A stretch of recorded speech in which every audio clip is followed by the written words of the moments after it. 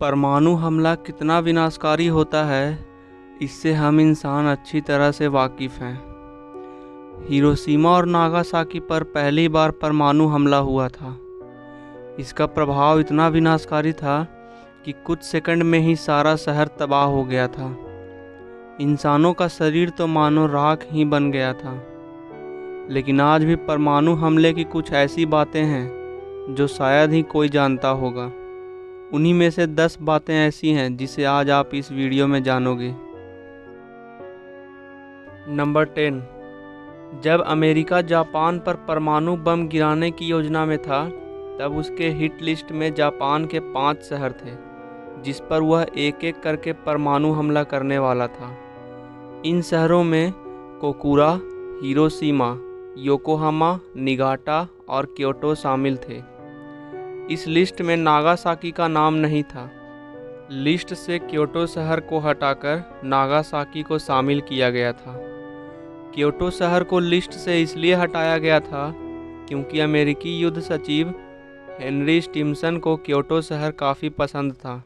लेकिन इन 5 शहरों पर परमाणु बम नहीं गिराया गया था क्योंकि जापान ने हिरोशिमा और नागासाकी पर परमाणु हमले के बाद आत्मसमर्पण कर दिया था। नंबर 9। हिरोशिमा पर गिराए गए परमाणु बम को लिटिल बॉय कहा जाता है, जो कि यूरेनियम 235 से बना था, जबकि नागासाकी पर गिराए गए बम को फैट मैन के नाम से जाना जाता है, जो कि प्लूटोनियम का बना था।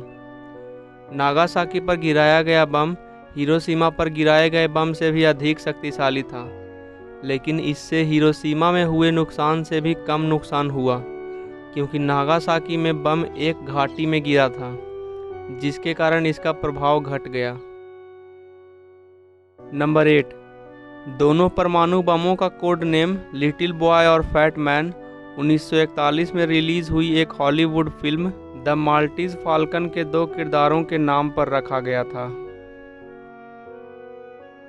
नंबर 7।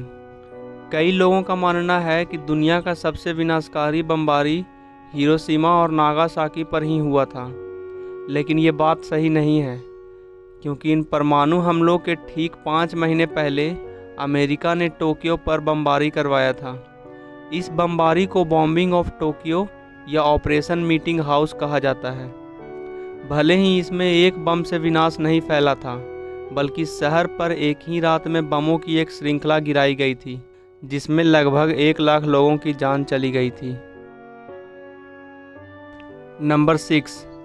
बहुत कम लोग ये बात जानते हैं कि परमाणु हमले से पहले जापान को चेतावनी दी गई थी, जिसमें अमेरिकी वायुसेना ने आसमान से पूरे शहर में पैम्फलेट गिराए थे।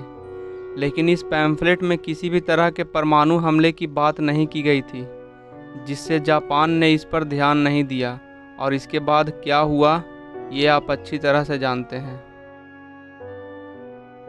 नंबर 5। हिरोशिमा पर गिराए गए परमाणु बम से इतना विनाश हुआ था कि जो लोग इसकी चपेट में आए थे उनके शरीर का कोई भी हिस्सा नहीं बचा।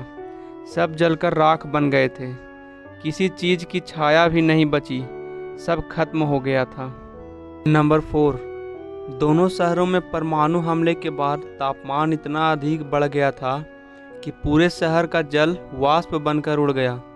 जलवाष्प आकाश में जाकर ठंडी हुई और एक बादल का रूप ले लिया।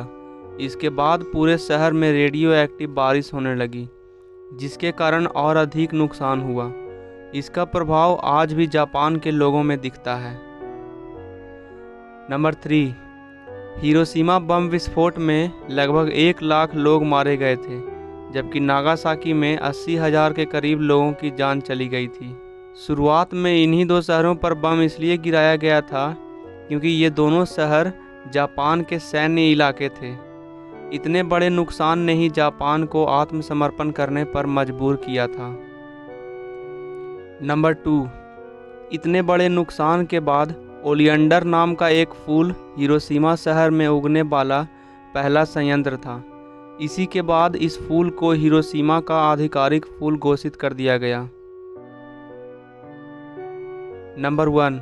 इस हमले के लगभग 20 साल बाद 1964 में हिरोशिमा के पीस मेमोरियल पार्क में एक लॉ जलाई गई थी जिसे शांति का लॉ कहा जाता है। जापानी लोगों के अनुसार वे इस लॉ को तब तक जलाए रखेंगे जब तक कि इस प्लेनेट पर से सभी परमाणु बम नष्ट नहीं हो जाते, क्योंकि केवल जापानी लोग ही जानते हैं कि इस खतरनाक बम से पूरी दुनिया तबाह हो सकती है। वीडियो को पूरा देखने के लिए धन्यवाद। इसी तरह के फैक्ट्स और जानने के लिए हमारे चैनल को सब्सक्राइब कर लें। अगर वीडियो में दी गई जानकारी अच्छी लगी हो तो वीडियो को लाइक कर देना और शेयर कर देना।